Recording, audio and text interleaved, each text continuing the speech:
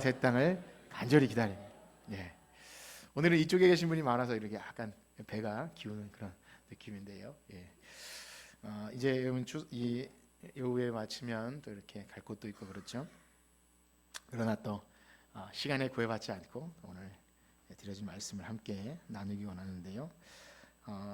우리가 이 오후 예배 시간에 복음으로 성경을 읽다라는 주제를 가지고 굉장히 오랜 시간 함께 살폈습니다. 거의 한 4, 50번 되는 순서를 지났는데요.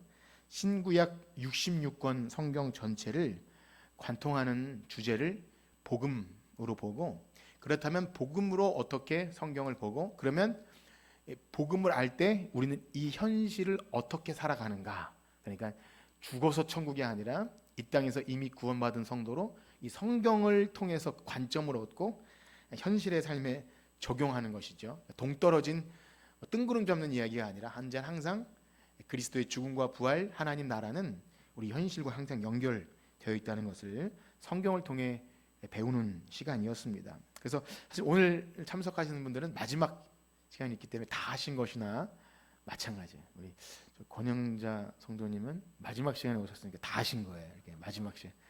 이제까지 참석했지만 오늘 못 오신 분들은 수료를 못하는 겁니다. 그래서 오늘 마지막 시간인데요. 못 보신 분들은 우리 교회 홈페이지나 유튜브를 통해서 좀 봤으면 좋겠습니다. 그래서 아마 여러분들의 신앙생활 속에서 아마 교회 설교 시간에 성경 전체를 관통하는 이걸 소위 성경신학이라고 하는데요. 이것을 듣기는 매우 어렵습니다. 저도 그래 본 적이 없고요. 그렇기 때문에 아마 제 추측으로는 여러분도 아마 그런 경험이 거의 없지 않을까 싶은데요. 앞으로도 또 이런 일은 흔치 않을 겁니다. 이것은 꽤 오랜 시간 걸려서 있는 일이기 때문에 다시 반복하지는 않을 거고요. 중간중간 어차피 언급은 되지만 시간을 들여서 했습니다. 그래서 저에게는 굉장히 유익한 시간이었고요. 도움이 많이 됐고요. 그래서 여러분들에게는 어땠는지 모르겠습니다. 이 성경 전체를 읽는 관점을 갖는다는 것을 얼마나 여러분이 가치 있게 여기고 소중하게 여기시는지 모르겠지만 그렇게 여기실 거라 믿습니다. 그래서 이 시간을 통해서 조금이라도 여러분들의 마음속에 성경을 이렇게 봐야겠구나 하는 시각이 아주 조금이라도 생겼다면 그것으로 저는 만족하고 그렇게 감사할 생각입니다. 그래서 바라기는요, 여러분들 가운데 오늘 이 마지막 시간을 통해 그래도 성경이 이렇구나, 복음이 이렇고 하나님 나라가 이렇고 우리가 갈 천국이 그렇구나 좀 아는 시간이 되었으면 좋겠습니다. 자, 이제 오늘 마무리를 짓겠는데요. 지난 시간에 이런 말씀을 드렸어요. 우리가 이제 계시록 본문을 읽었지만 이것이 갑자기 하늘에서 뚝 떨어진 어떤 이야기가 아니라 계속 구약에서부터 시작된 것이 그리스도로 인해 완성이 됐고 또 아직 완성되지 않은 것을 향해 달려나가는 이 삼시제를 가지고 이 성경이 계속 복음을 얘기한다고 말씀드렸죠. 그래서 과거의 구원은 하나님께서 그리스도 안에서 다 이루신 일, 그걸 두 글자로 뭐라 그러죠? 복음이에요, 복음.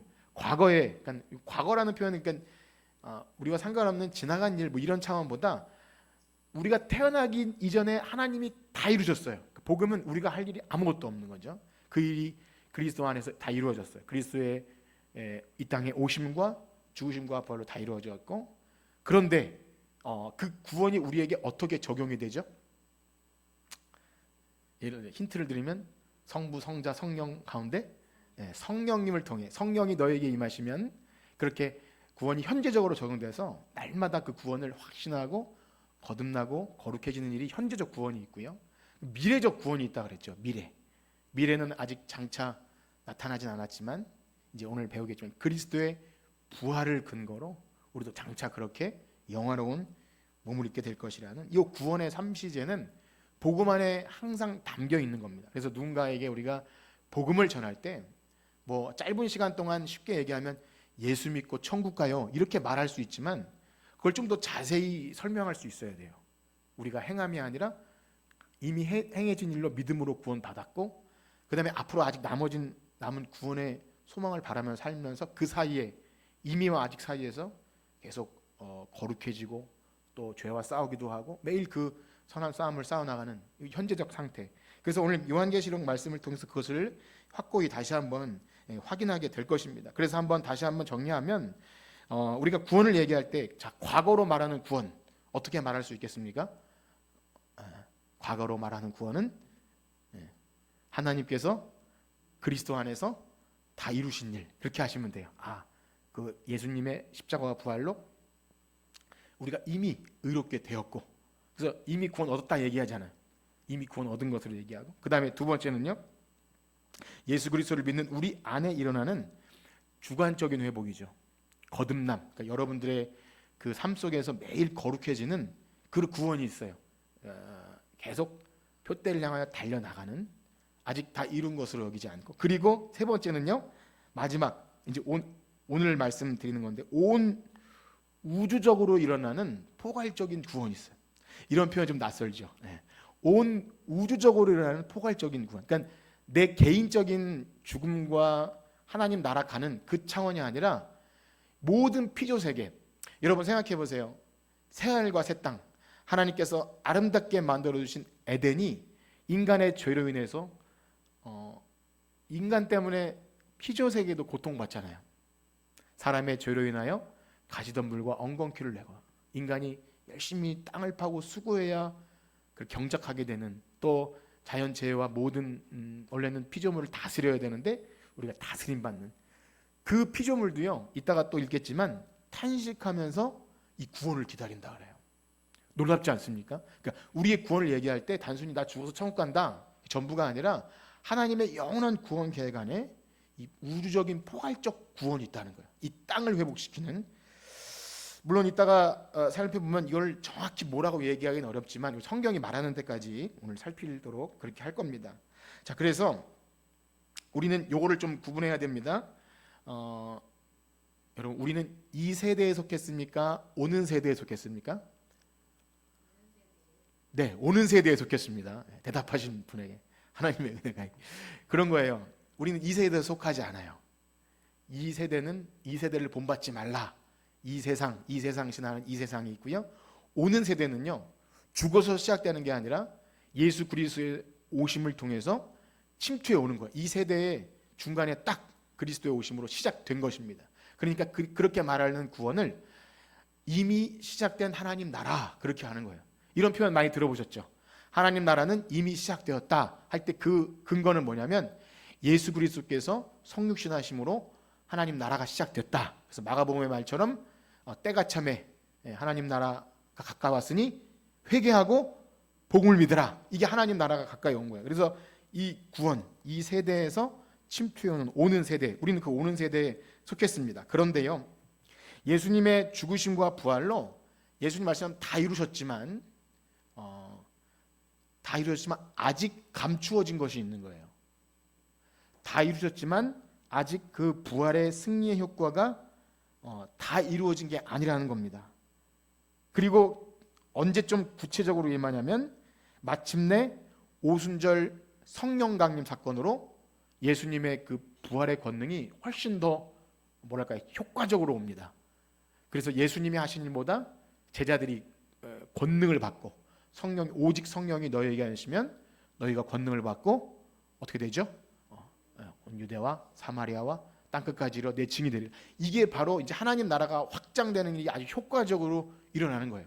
자, 여기까지 말씀드린 걸 좀 이해가 되시나요? 예, 이것만 이해하셔도 대한민국에서 몇 프로 안에 든다 그랬죠. 그래서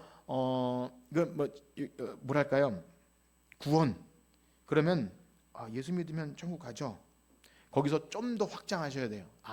부활의 권능으로 살지만 아직 다 그 효과가 이루어지지 않은 상태에서 성령님으로 인해서 확실했지만 그래도 아직 남은 구원이 있다. 제가 지난주에 이제 오후에 거의 안 나오시는 어떤 성도님이 제가 안 졸고 설교를 잘 들으셨는데 얼굴 표정을 보니까 이렇게 하고 들으셨어요.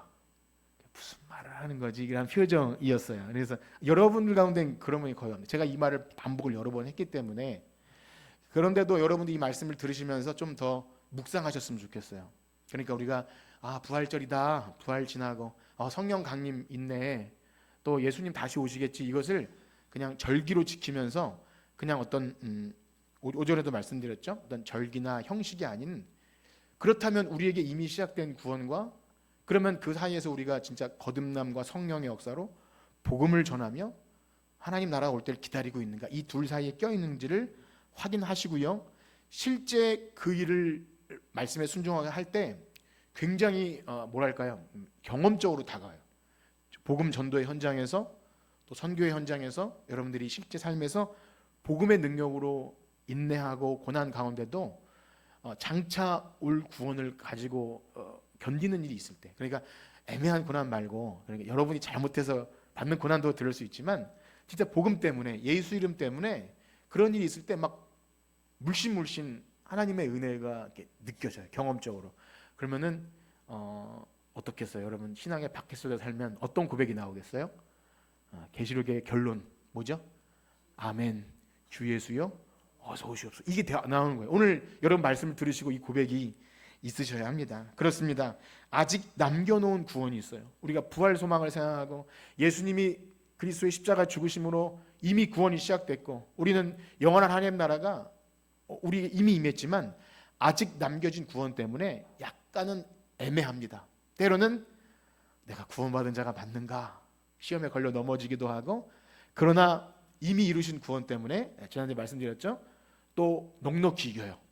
견디게 하시고 이기게 하신 요 둘 사이에 있는 것입니다. 그래서 초대교회 사도들이 복음을 전하면서 늘 부활의 복음을 말할 때 이 미래의 소망을 말하는 거예요. 그러니까 사도 바울의 복음 서신들을 보면 너희 그 복음이 합당하게 들어간 교회를 보면 너희 가운데 믿음의 역사와 사랑의 수고와 뭐가 있죠? 소망의 인내.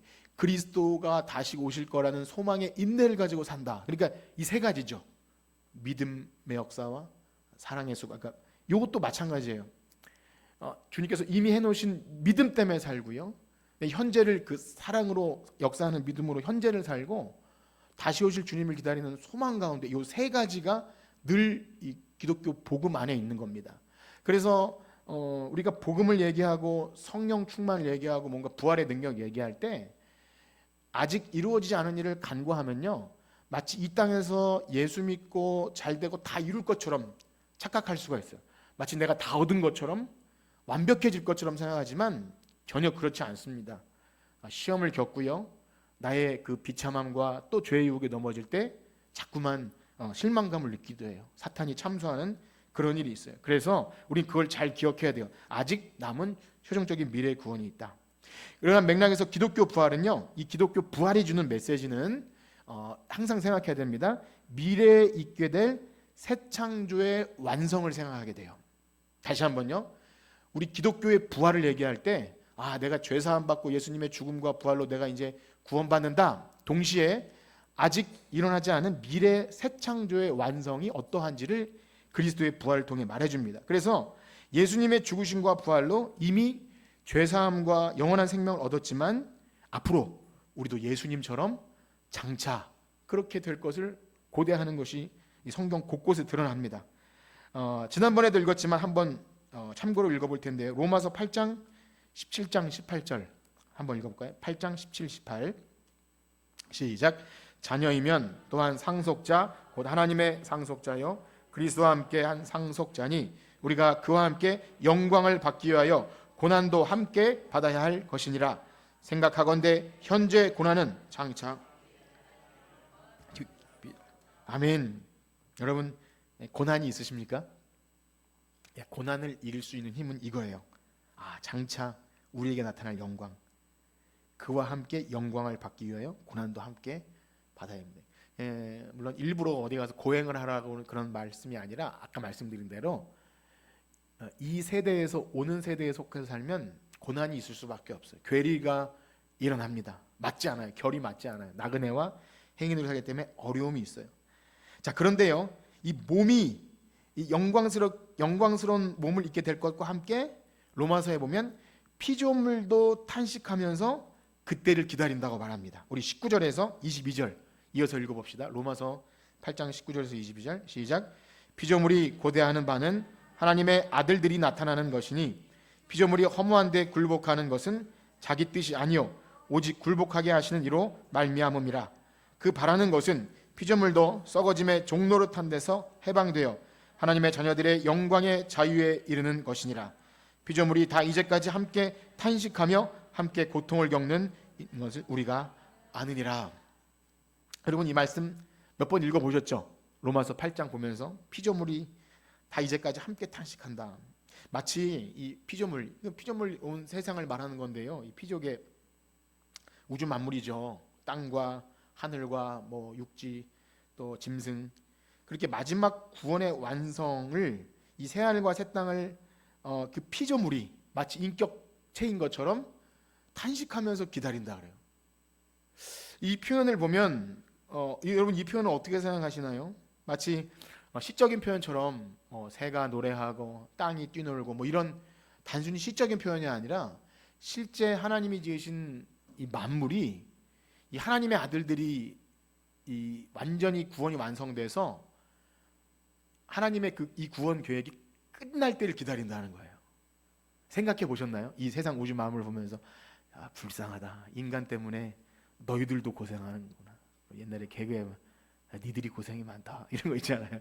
예, 사람 때문에 지금도 사람 때문에 자연이 피해를 보는 것처럼 이 우주 만물은 사람 때문에 지어졌는데 사람이 죄를 지을 때 피조물이 사람을 토해내죠. 우리 구약성에 보면 이스라엘 백성이 가나안 땅에서 거룩한 삶을 살지 못할 때 이런 표현을 써요. 그 땅이 너희를 토해내리라 이런 표현을 써요. 그래서 이 물질 세계에서 탄식하는 것은요 우리가 당연한 거예요. 이 물질 세계와 늘 마찰이 있어야 됩니다. 여러분 돈이 좋으시죠? 네, 저도 좋습니다. 더 많았으면 좋겠고 그런데 마찰을 빚어요. 너무 좋아하면 문제가 생깁니다. 하나님 백성은요 그냥 내버려 두지 않아요. 세상이 너무 좋거나 하면 어느 순간에 문제가 생겨요. 언약 백성이 그러합니다. 이 땅에서 만약에 그래서 많은 사람들이 이런 꿈을 꿔요. 경건한 부자, 어떻게 하면 바늘길을 통과하는 부자로 살까? 왜 그런 생각을 하겠어요? 안 되는 거니까 안 되는 거예요. 그거를 꿈꿀 필요가 없어요. 물론 물질을 버리라는 얘기가 아니라 늘 부자연스러운 게 맞습니다. 이 땅에 우리의 영원한 집이 아니기에 있으면 좋지만 그것 때문에 전전긍긍하고 시험 들고 가족 간에도 화목이 깨지고, 물론 안 믿는 사람도 그렇지만 믿는 사람은 더해요. 그래서 이 물질 세계 또한 다 좋은 거지만 그것으로 인해 우리가 만족하기 못하게끔 탄식하는 것이 있어요. 이 복음을 그렇게 이해하셔야 됩니다. 자, 그래서 신약 성경이 우리로 하여금 하나님 나라의 복음에 대한 이해를 갖게 할 때 이 결정적인 새하늘과 새 땅을 개인적인 구원을 넘어서 지금 이 탄식하는 피조물도 하나님이 회복시키실 것이다. 이런 그것을 복음으로 그것을 아셔야 됩니다. 과거의 구원과 현재의 구원과 미래의 구원에 있어서 이 모든 피조계가 회복될 것이다. 여러분 그러한 기대와 소망이 있으십니까? 어떠세요? 제가 이 말씀을 들으면서 막 좀 소망이 있으신지 모르겠어요. 여러분이 만약에 여기서 그게 뭔데요? 그러면은 좀 더 생각하셔야 됩니다. 구원을 단순히만 생각하기에 저건 좀 어렵습니다 이렇게 생각할 수 있는데요, 성경은 그것을 항상 얘기했어요. 이사야 때부터 새하늘과 새 땅, 베드로전서에도 여기 요한계시록에도 새하늘과 땅. 자, 그래서 만약 예수님의 우리가 부활을 얘기할 때 우리의 죄를 위해서 죽으심이 있는 것이 너무나 큰 능력이고 부활이 너무나 큰 능력이지만 여러분 생각해 보세요. 우리의 죄를 위한 죽으심이 끝이라면 그것은 허무한 거예요. 이따 고린도전서 한번 읽어보면요, 만약에 부활이 없다면 우린 정말 소망이 없는 거예요. 왜냐하면 예수님의 부활이 우리의 첫 열매가 되시기 때문입니다. 우리 그 부분 한번 읽어봅시다. 고린도전서 15장 17절에서 20절입니다. 고린도전서 15장 17절에서 20절 읽어봅시다. 시작. 그리스도께서 다시 살아나신 일이 없으면 너희의 믿음도 헛되고 너희가 여전히 죄 가운데 있을 것이요 또한 그리스도 안에서 잠자는 자도 망하였으리니 만일 그리스도 안에서 우리가 바라는 것이 다만 이 세상의 삶뿐이면 모든 사람 가운데 우리가 더욱 불쌍한 자이리라. 그러나 이제 그리스도께서 죽은 자 가운데서 다시 살아나사 잠자는 자들의 첫 열매가 되셨도다. 아멘. 여러분 어떠세요? 이 소망이 있으십니까? 네. 만약에 부활이 없다면 우리가 제일 불쌍해요. 네. 여러분 돈이 좀 많으신 분 그거 가지고 뭐 아무리 자랑하고 그래도 영원한 생명 부활이 없으면 제일 불쌍한 거 아닙니까? 그렇죠. 네. 우리 정덕수 성도님 부활 소망이 있으십니까? 네. 영원한 생명, 하나님 나라에 대한 소망 없으면 아무리 집에 금과 뭐 돈을 많이 쌓아놔도 다 누구 것 되는 거예요? 뭐 자식들이 쓰든지 어떻게 되겠죠? 그거예요. 아무 소용이 없어요. 부활의 소망이 없으면 이 땅에서 이 세상의 삶뿐이면 모든 사람 가운데 우리가 더욱 불쌍한 자이라 이렇게 말해요. 이러한 이유로 복음으로 구원받은 성도는 이 땅에서 믿음으로 하나님 나라가 시작되지만 무엇을 바라고 사냐면 예수님의 부활하심처럼 우리가 그러한 부활 생명을 얻게 될 소망을 가지고 그 미래적 구원이 날마다 그 안에서 막 샘솟는 거예요. 어떠세요? 한번 생각해 보세요. 그 소망 때문에 사십니까? 예. 예. 이 땅에서 기도 응답도 돼야 되고 여러 가지 소원도 있지만 다른 거 다 안 돼도 이거 하나 제대로 있는 것. 그래서 베드로전서 1장 3절에도 이렇게 얘기해요. 예. 그리스도를 죽은 자 가운데서 부활하게 하심으로 우리를 거듭나게 하사 산 소망이, 예수님의 부활이 우리의 소망인 거예요. 그러니까 죄사함 그것도 엄청난 겁니다. 그걸 더 많이 얘기해야 되지만 예수님의 부활은 장차 우리가 예수님처럼 그게 될 것이라는 소망. 그래서 처음도 예수님, 우리 중간에 구원 예수님, 마지막 구원도 예수님이에요. 예수 그리스도 안에서 우리의 구원이 계속 됩니다. 그리스도와의 연합이죠. 그래서 산 소망이 있는 자들이 로마서 8장 18절 말씀처럼 우리 이번에 같이 읽어봅시다. 로마서 8장 18절 시작. 생각하건대 현재 고난은 장차 우리에게 나타날 영광과 비교할 수 없도다. 이게 핵심입니다. 여러분 고난이 분명히 있어요. 아무리 행복하고 또 사랑받고 또 넉넉하고 하지만 늘 어려움이 있어요. 그런데 그걸 이길 근거가 부활 소망. 잘 생각하셔야 됩니다. 이 부활 소망이 있는지. 그래서 현재 고난이 있지만 장차 우리에게 나타날 영광과 비교할 수 없기 때문에 이 세대 가운데 오는 세대에 속한 자로 살고 있는지를 우린 잘 확인하셔야 돼요. 그래서 이 땅에 정들 수가 없습니다. 좋은 것도 많고 누리고 싶은 것도 많지만 늘 나그네와 행인으로 살아가는 것이 우리의 현 주소입니다. 그리고 인간의 타락으로 인하여 함께 이 허무에 굴복하던 고통받던 피족에도 우리의 구원을 기다린다고 하잖아요. 그래서 함께 기다리게 되죠. 결국 하나님께서 회복하시려고 하는 하나님 나라는요, 우리의 영혼이 새로운 피조물 되는 것, 함께 이 세상 모든 만물도 우리 육체도 우리 만물에 속하잖아요. 우리 육체. 그래서 모든 만물이 새롭게 된다. 성경이 마지막 말하는 새 창조의 완성으로 하나님 나라. 네. 그런데요, 지금 여러분 들으시면서 뭔 말인지 모를 때는요, 이것이 아닌 것을 좀 생각하면 좀 도움이 됩니다. 아닌 것. 초대교회는요, 예를 들면 영지주의나 여러 이단들이 헬라 철학 사상에 기반을 두고 지금 여기 말하는 성경이 말하는 구원에 대해서 잘못된 것을 가르쳤는데요. 굉장히 재밌는 사실은 성경 역사나 또 우리가 배우는 교리 역사나 항상 다른 말을 하고 이단들이 있었기 때문에 좀 더 명확하게 되죠. 예를 들면 초대교회 헬라 철학의 뿌리를 둔 영지주의자들은 영혼은 선하고 육체는 더럽다 이런 사상이 있었어요.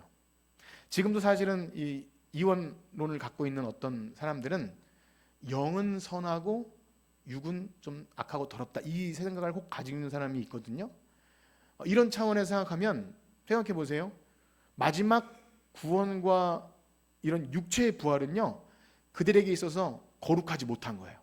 동시에 어떤 일이 발생하냐면 하나님의 아들 예수 그리스도께서 육체를 입고 이 땅에 오심이 그들에게 용납이 될까요, 안 될까요? 안 돼요. 육체는 더럽고 추한 건데요. 어떻게 하나님이 육체를 입고 오시고 거기다가 부활할 때 육체의 부활을 말할 수 있겠습니까? 여러분 잘 생각해 보세요. 우리가 당연히 여기던 거예요. 당연히 우리가 몸이 부활하고 그런 것이 있겠지 하는데 초대교회는요, 이것을 왜곡하고 변질시켜요. 자, 그러면 많은 문제들이 발생해요. 혼란이 일어납니다. 그렇구나. 우리 육신은 아무것도 아니구나. 그래서 둘로 빠져요. 쾌락으로 빠지던가 금욕으로 빠져요. 금욕. 신기해요. 그래서 육체도 아무것도 아니니까 막 살아도 우리 영혼만 구원받으면 돼 하면서 막 살기도 하고요. 아니면 반대로 아니야. 더 육체를 막 쳐서 복종시키고 쾌락을 금하고 그래야 우리가 할 수 있어 이러면서 혼란이 일어나게 됩니다. 그래서 이 성경에 보면요 늘 그런 얘기가 나와. 사도 바울이나 요한이나 그리스도의 육체로 오심을 부인하는 자마다 적그리스도라고 말하고요. 그 다음에 육체의 부활, 그리고 우리 성도들도 나중에 예수님의 몸처럼 부활하게 될 것을 부인하는 자마다 하나님의 영이 그들에게 있지 않다고 막 말하면서 데살로니가 전서나 이런 데 보면 이렇게 말해요. 주 예수 그리스도의 날에 온 몸과 영혼이 주 앞에서 뭐라 그러죠? 흠 없기를 원하노라. 이런 표현을, 온 몸과 영혼이 주 오실 그날에 흠 없기 원하노라. 우리의 몸과 육체까지도 예수님이 다시 오실 때는 영원한 새하늘과 새 땅에서 새로운 몸으로 예수님처럼 그렇게 된다는 거예요. 조금 더 가까워지시나요? 자, 그렇습니다. 이 미래에 얻게 될 영원한 부활 생명 관련하여 우리 예수님을 좀 생각해 볼 필요가 있는데요. 예수님께서 부활하셔서 제자들에게 나타나서 어떤 일을 하셨냐면 도마에게 너 내 손가락에 손을 넣어봐라. 그 말은 뭐죠? 만져질 수 있다는 것이고요. 연속성이 있다는 거예요. 그때 십자가에 못 박혀 달려 죽으시고 부활하신 몸이 전혀 딴 몸이 아니라 연결되어 있다는 거죠. 그리고 제자들이 음식 먹는 데 가서 같이 음식을 드셨어요. 그런데 예수님은 또 호련히 어디로 가시기도 해요. 그러니까 아 그렇구나 약간 이렇게 추측할 뿐이죠. 꼭 그렇게 될 거라는 것보다 부활하신 몸은 예전에 육체로 계실 때랑 완전히 다른 그런 형태로 된다는 겁니다. 그래서 성경에서 우리의 구원을 얘기할 때 하늘로 간다는 표현을 많이 하잖아요. 하늘로, 영원한 하늘집으로 올라간다. 그런 표현 때문에 아, 이 땅은 아니고 어쨌든 하나님 나라는 하늘에만 있다. 이렇게 생각하기 쉬운데요. 반대로 요거는 아직 새 창조가 다 이루어지지 않았기 때문에 어떻게 보면 임시적인 표현이고요. 성경 여러 곳곳에서 계속 새 하늘과 새 땅을 이야기한다는 것을 잘 생각해 보면 분명히 지금 우리가 보는 하늘과 땅이 연속된다는 의미가 있어요. 완전히 똑같지 않지만 연속된다.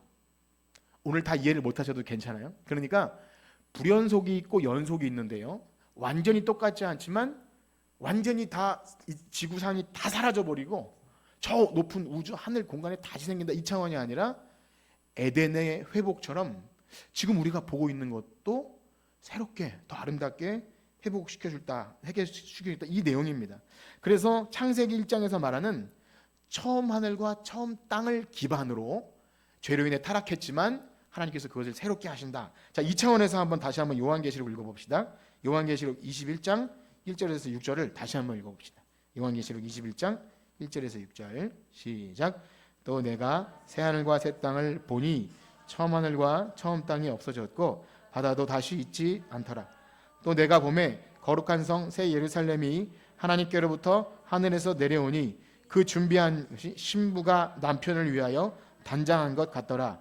내가 들으니 보좌에서 큰 음성이 나서 이르되 보라 하나님의 장막이 사람들과 하나님이 그들과 함께 계시리니 그들은 하나님의 백성이 되고 하나님의 친히 모든 눈물을 그 눈에서 닦아주시니 다시는 사망이 없고 애통하는 것이나 곡하는 것이나 아픈 것이 다시 있지 아니하리니 처음 것들이 다 지나갔음이러라.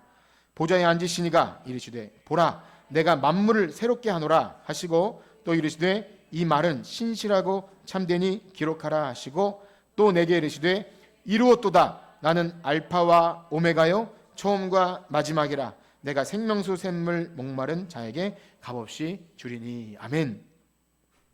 이제 21장부터 22장까지 그 새하늘과 새 땅에 대해 묘사가 나오는데요. 여기 한번 보세요. 이 새하늘과 새 땅은요 구약을 배경으로 합니다. 구약성에서 이미 말한 새하늘과 새 땅이고 그 다음에 이 에덴 동산을 근거로 해요. 에덴 동산. 하나님이 처음 만든 에덴 동산을 근거로 해서 그 에덴 동산에 보면 4개의 강이 발원하거든요.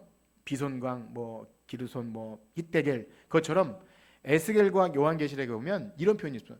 보좌로부터 물이 흘러 만물을 새롭게 하는 그 강의 발원지가 되는 이런 표현이 있고요. 그 다음에 여기에 보세요. 하나님의 장막이 사람들과 함께 있음에 이게 뭐죠? 구약에서는 이게 성막이었잖아요. 하나님이 자기 백성들과 함께 하시기 위해서 성막을 주셨는데 이제는 그 성막이 없어요. 우리 몇 절을 보시냐면 22절 한번 볼까요? 22절. 21장 22절. 성경을 보세요. 21장 22절. 시작. 성 안에서 내가 성전을 보지 못하였으니 이는 주 하나님 곧 전능하신 이와 및 어린 양이 그 성전이 되심이라. 예. 성전을 보지 못하였으니 무엇이 성전이라고요? 예. 하나님 곧 전능하신 이와 및 어린 양이 그 성전이십니다. 이 땅에서 모형과 그림자로 보여줬던 성전, 성막이 다시 있지 않고 새하늘과 새 땅에서는 이제 실체를 보는 거예요. 이 땅에 있는 건 그림자라 그랬잖아요. 모형과 그림자. 그림자라면 그것에 실체가 있잖아요. 원래 실체. 그것을 보게 될 때 보니까 요한의 표현대로 하면 하나님과 어린 양이 성전 되시고 하나님의 장막이 우리와 함께 있다. 이 표현을 잘 보세요. 우리가 이제까지 복음으로 성경을 읽다 할 때 하나님의 아브라함과 그 믿음의 조상들에게 어떤 약속을 해주셨어요? 처음에 본토 친척 아비 집을 떠나라. 내가 너에게 보여줄 땅이 있고 그 다음에 너를 통해 많은 백성이 있다 그랬고 그 다음에 뭐죠? 하나님의 다스림. 여기 보세요. 내가 그들의 하나님 되고 하나님의 장막이 사람들과 함께 있고 이 모든 내용이 하나님께서 에덴을 회복하시기 위해서 하나님 나라의 그 모형인 사람과 하나님과 백성과 그 다음에 성전, 땅으로 말하는 성전이 그리스도가 실체라 그랬죠. 그리스도 안에서 다 이루어진다. 그러니까 이 말이 하나님과 어린 양이 성전이 되신다 이렇게 말하는 거예요. 자, 이렇게 말씀드리면 여러분 뭐랄까요? 상상의 나래가 펼쳐지죠. 야, 이게 도대체 너무 신비하다. 도대체 이 모습이 무엇일까? 근데 주무시는 분들은 꿈속에서 이제 그 천국을 보기 위해서 주무실 수도 있는데 우린 자연스럽게 이런 질문을 갖게 돼요. 야, 신비하다. 그 천국 나도 좀 봤으면 이렇게 목사님이 어렵게 말하지 않아도 한 방에 좀 이해가 되면 좋겠는데 하면서 욕심 부리는 게 뭐냐면 목사님들이 과욕을 부려서 내가 본 천국, 그 다음에 뭔가 특별한 계시가 말할 것처럼 이렇게 위험한 일을 벌이게 됩니다. 성경을 사사로이 풀게 되고요. 우리 교회 오면 특별한 14만 4천 이렇게 해가지고 뭔가 특별한 얘기를 해주려고 그래요. 그런데요, 우리 신앙의 선배인 칼빈 선생님이 뭐라 그러냐면 한번 따라해 볼까요? 성경이 가라고 하는 데까지 간다. 이거를 철저해야 돼요. 성경을 사사로이 풀고 내가 누구보다 더 계시를 받아서 내가 본 천국에서 막 더 설명하라고 할 때 자칫 문제가 발생해요. 계시된 성경 안에서 여러분 주신 말씀만 좀 묵상하고 이 안에서 소망함을 가지셔야 돼요. 사실상 우리는요, 지금 요한계시록 여러분 보셨지만 저는 여러분 가운데 그런 분이 혹 있을 수도 있는데 요한계시록을 자세히 보면 너무 신비하거든요. 그래서 더 알고 싶어지는 생각이 있는데 그 안에서만 봐도 충분한데 그거는 사실 잘 보지 않으면서 어디서 막 내가 본 천국 그러면 가서 거기서 막 보려고 그래요. 그렇지 않아요. 예수님이 하신 방식을 잘 생각해 보세요. 부활하신 예수님이 제자들에게 어떻게 믿음을 넣으셨어요? 예, 모세와 선지자의 글을 풀어 설명해주고 성경을 가르쳐요. 여러분이 교회에서 성경 말씀을 배우면서 이것을 얻으려고 하는 그 애씀과 그 다음에 그것들을 맛을 못 보면 이런 건 그냥 어려워요. 그렇게 하고 시도조차 안 하는데요. 한번 해보세요. 너무 감사합니다. 이 말씀으로 우리에게 길을 계시하셨고 더 나가지 말라고 하시면 아까 전에 말한 것처럼 감추어진 부분이 있어요. 하나님 나라에 대해서. 만약에 이것을 날짜를 알려고 하거나 아니면 이것을 어떤 특정한 수만 들어간다고 하는 순간 이단이 돼요. 굉장히 종말론, 시한부 종말론에 빠지게 됩니다. 그렇습니다. 이것은 여러분 굉장히 잘 아셔야 됩니다. 그래서 요한계시록에서 오늘 다 읽지 않았지만 21장, 22장에 보면 뭐 생명수 강가에서 뭐 불이 흐르고 12과실이 맺고 이 내용이 쭉 나오다가 어떻게 말씀하시냐면 22장 7절을 한번 볼까요? 22장 7절 시작. 내가 속히 오리니 이 두루마리 예언의 말씀을 지키는 자는 복이 있으리라 하더라. 아멘. 이 환상을 만약에 믿고 보고 하나님 나라에 대한 진짜 미래의 구원을 소망하는 자는 오늘 핍박이 있는 이 현실 속에서 다시 오실 주님을 기다리게 된다는 거예요. 이게 진짜예요. 그러니까 로마에 압제받던 그 요한계시록 배경의 성도들이 이 요한계시록을 들려주면서 야 빨리 죽자, 단체로 뭐 죽자, 이게 아니라 아직 나타나지 않은 미래의 구원이 있으니까 걱정하지 말고 핍박이 있더라도 견뎌라. 요한계시록을 보면요, 그들에게 막 성도들이 신음하면서 할 때 하늘에서 무슨 음성이 들리죠? 아직 기다려라. 아직 성도의 충만한 수가 차지 않았다. 아직 땅끝까지 이르러 복음 전할 것이 남아 있고요, 하나님의 구원 계획이 남아 있기 때문에 이 땅에서 이미와 아직 사이에서 믿음을 지키고 이 두루마리의 말씀을 경건하게 지키고 기다리는 자들. 그러면 계시록의 결론이 뭐죠? 우리 20절 말씀 읽어볼까요? 20절 시작. 이것을 증언하시니가 이르시되 내가 진실로 속히 오리라 하시거늘 아멘. 주 예수여 오시옵소서. 아멘. 이 네 글자로 하면 뭐라 그랬죠? 마라나타. 아멘. 주 예수여 오시옵소서. 그거예요. 만약에 현재 고난이 없다면 그때도 말씀드렸죠. 주 예수여 조금 나중에 오시옵소서. 이게 될 수밖에 없어요. 추석만 지나고 뭐 예를 들면 여러분 바라고 소망하는 것 어디다 투자해놓고 아직 나올 것이 있거나 아직 못다 이룬 꿈에 대해서 생각하게 될 때 예수님 아직 좀만 더 이따 오시면 안 됩니까? 고난이 없어서 그럴 수도 있어요. 아니면 고난을 우리가 복음대로 살지 않고 타협했기 때문에 그럴 수 있다는 것을 기억해야 합니다. 신앙인들은요 아직 남은 구원을 바라보면서 현재의 믿음의 싸움을 싸워요.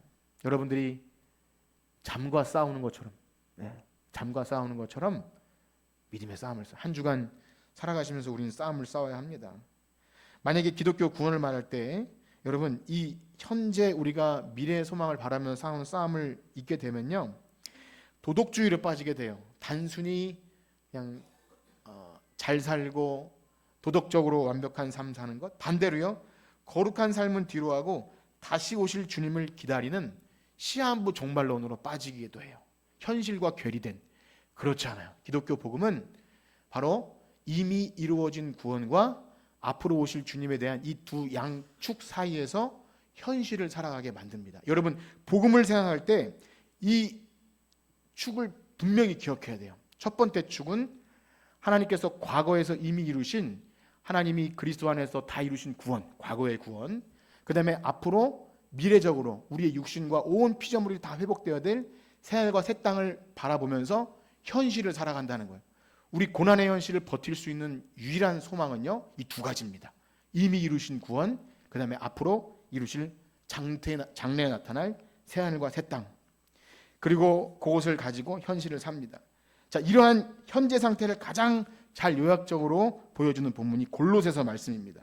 우리 골로새서 3장 말씀 1절에서 5절까지 한번 교독해 봅시다. 골로새 3장 1절에서 5절. 제가 먼저 읽을게요. 잘 보면서 보세요. 그러므로 너희가 그리스도와 함께 다시 살리심을 받았으면 위의 것을 찾으라. 거기는 그리스도께서 하나님 우편에 앉아 계시느니라. 이는 너희가 죽었고 너희 생명이 그리스도와 함께 하나님 안에 감추어졌음이라. 우리의 생명이신 그리스도께서 나타 그와 함께 영광. 다 같이 읽겠습니다.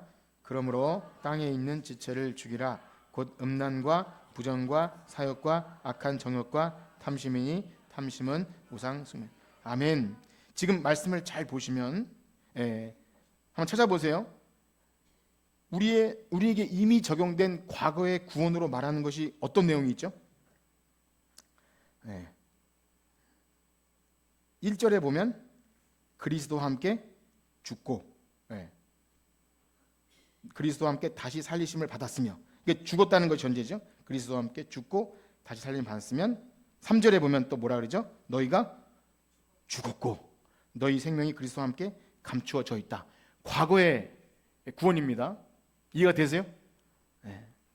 이제 거의 에너지를 다 소진하고 이제 부여잡고 견디고 계신 여러분 축복합니다. 이제 거의 끝나가요.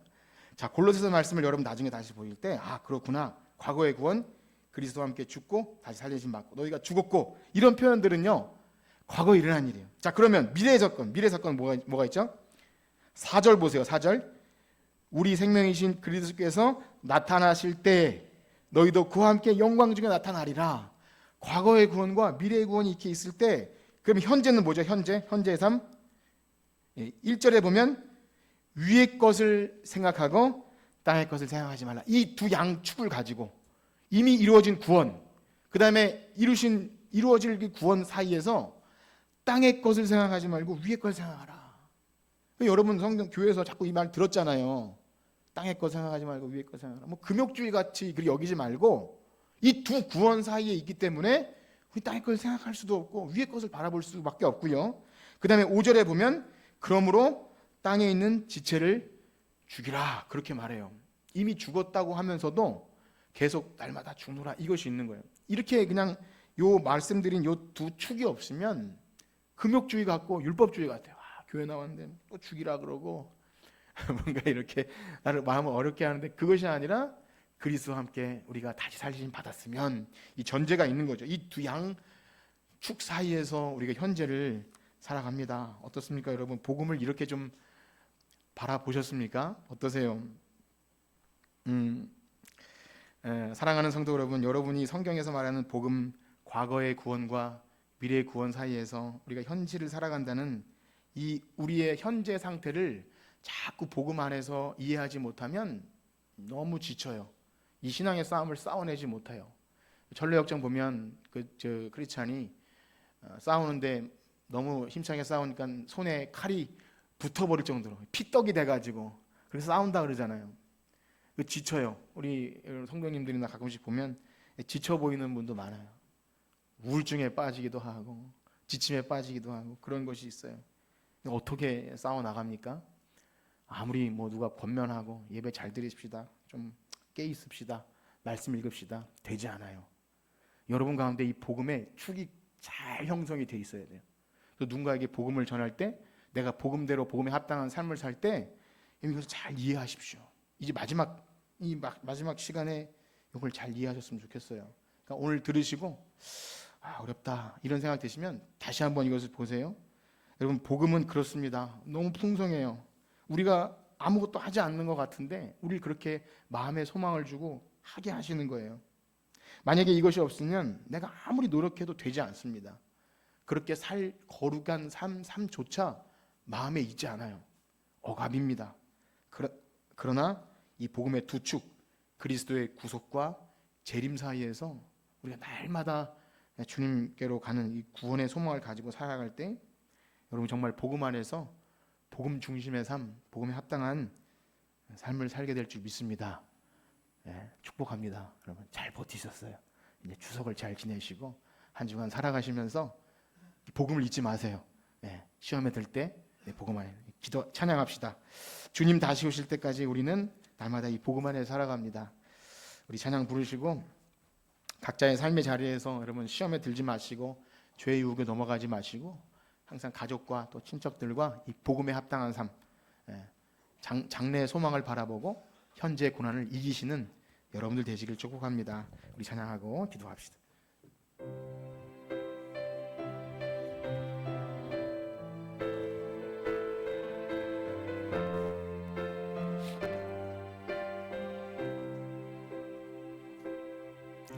주님 다시 오실 때까지 나는 이 길을 가리라.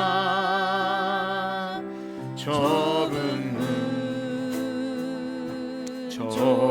길 나의 십자가 지고 나의 십자가 지고 아멘. 나의 가는 이 길 끝에서 나는 주님을 보리라.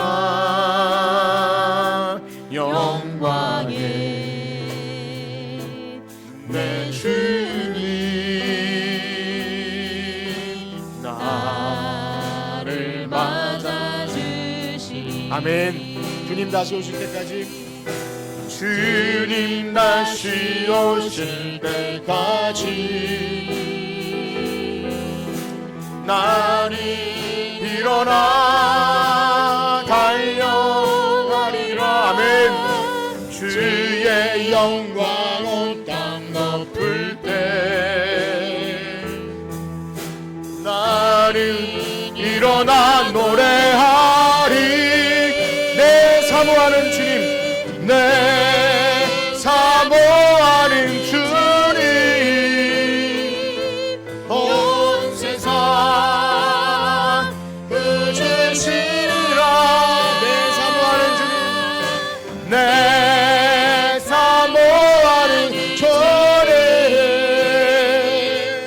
영광의 왕. 아멘. 내 사모하는 주님, 온 세상 그 주시라. 내 사모하는 주님, 온 세상 그 주시라. 내 사모하는 주님, 영광의 왕이시라. 아멘. 우리 들으신 말씀 가지고 기도합시다.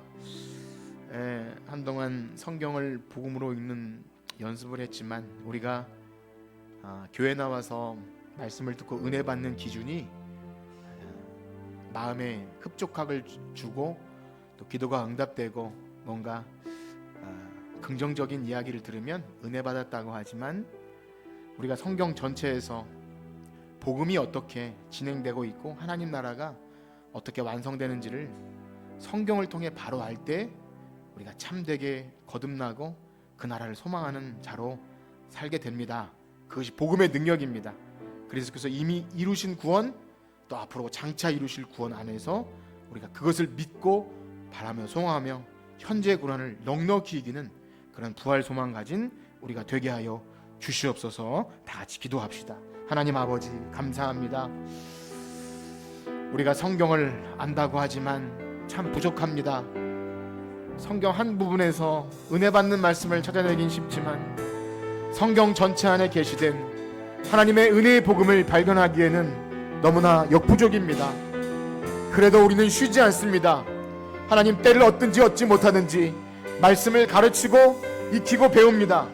이것이 없이 우리는 주를 찾는다 할 수 없고 하나님을 안다고 할 수가 없습니다. 하나님, 이 주일로 이제 연휴가 시작되는, 어찌 보면 우리가 여러 가지로 마음이 빼앗길 수 있는 이 시간, 다시 오실 주님을 기다린다는 것은 쉽지가 않습니다. 우리가 바라고 기대하고 소망하는 것은 하나님 이 땅의 것일 수도 있습니다. 하나님, 다시 한번 진지하게 우리의 신앙을 돌아봅니다. 우리가 정말 바라고 소망하는 것이 하나님 이 피조물도 탄식하며 기다리는 영원한 하나님 나라이고 우리 다시 오실 그리스도인지를 다시 한번 우리 마음에 깊이 새깁니다. 주님, 한 주간 살아가는 동안도 이 부활 소망 가지고 넉넉히 이기게 하여 주시옵소서. 세상 것에 타협하지 않고 너무나 정들지 않도록 하나님 적절히 우리를 인도하여 주시고 적은 시험에 하나님 넘어지지 않도록 우리와 하나님 함께하여 주시옵소서. 하나님, 전신갑주 취하여서 죄와 피 흘리기까지 싸우고 하나님 이 세대에 속하지 아니한 하나님 나라 백성으로 담대하게 살아가는 우리가 되게 하여 주시옵소서. 아멘.